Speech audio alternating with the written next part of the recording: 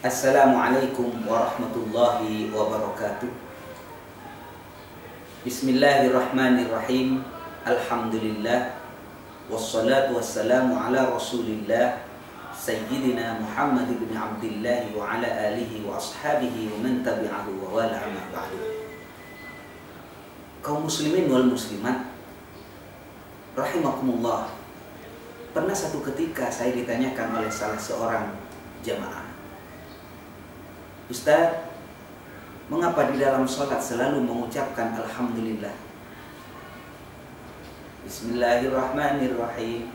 Alhamdulillahi Rabbil Alamin. Zuhur 4 rakaat ada Alhamdulillah. Asar 4 rakaat ada Alhamdulillah. Maghrib 3 rakaat ada Alhamdulillah. 3 kali kita ucapkan Alhamdulillah paling sedikit di dalam salat maghrib. Salat isya demikian. Salat subuh juga sama. Berulang-ulang kita mengucapkan Alhamdulillah. Mengapa Ustaz?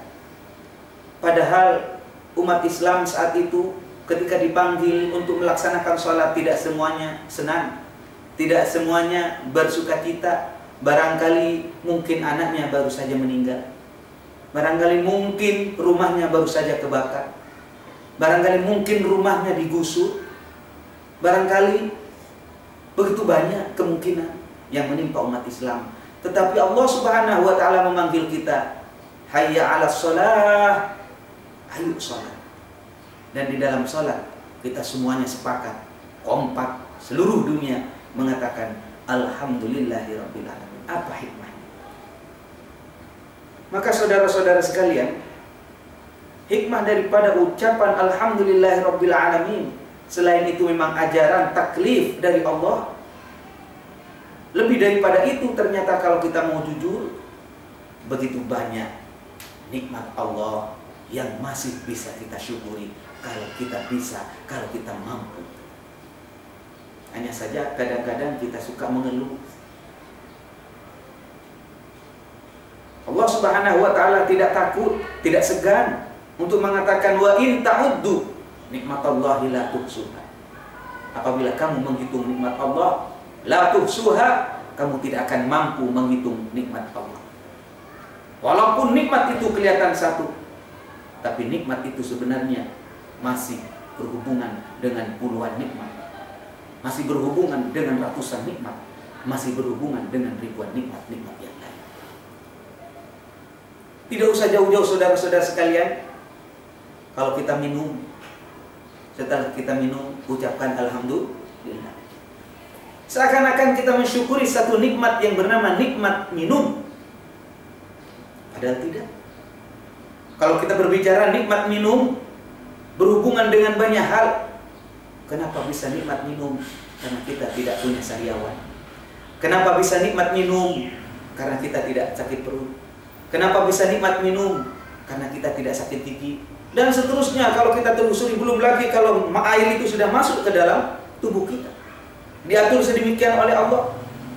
Dan kita tidak punya apapun, tidak punya kemampuan apapun, tidak punya kebisaan apapun untuk mengatur air ini menjadi air kencing, air ini menjadi air sperma, air ini menjadi darah, air ini menjadi air mata, air ini menjadi daging, dan seterusnya. Siapa yang mengatur?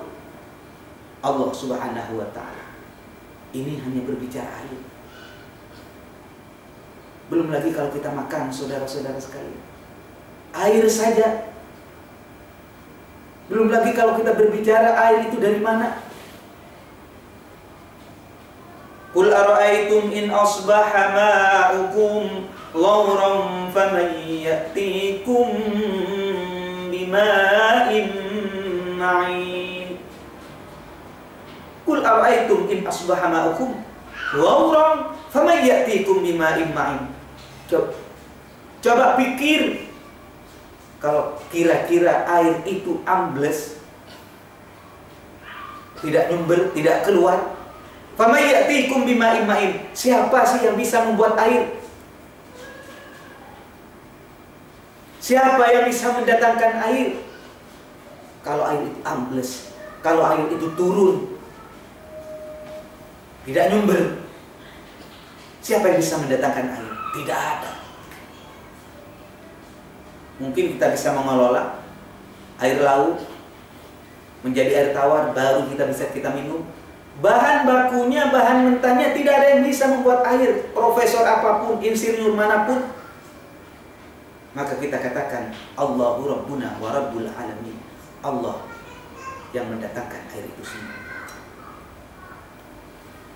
Demikian juga saudara-saudara sekalian dengan makanan, buah-buahan yang kita makan. Kita bisa apa? Kita tinggal makan saja. Afara'aitum ma tahrusun aantum tazra'unahu am nahnu zari'un.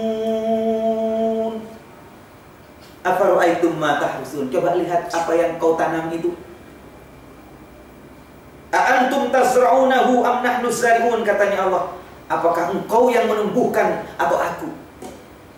Jujur saja, kita tidak ada yang bisa menumbuhkan pohon, apalagi membuahkan pohon. Ada pohon mangga kecil, kita siram. Yang menumbuhkan siapa? Kita tidak punya kemampuan. Yang menumbuhkan Allah. Belum lagi siapa yang membuahkan pohon. Afara'aitum ma tahrusun aantum tazra'unahu am nahnu zari'un. Karena itu saudara-saudara sekalian, mari kita bersyukur kepada Allah. Fa bi ayyi ala'i rabbikuma tukadziban. Nikmat Allah yang mana yang kau dustai?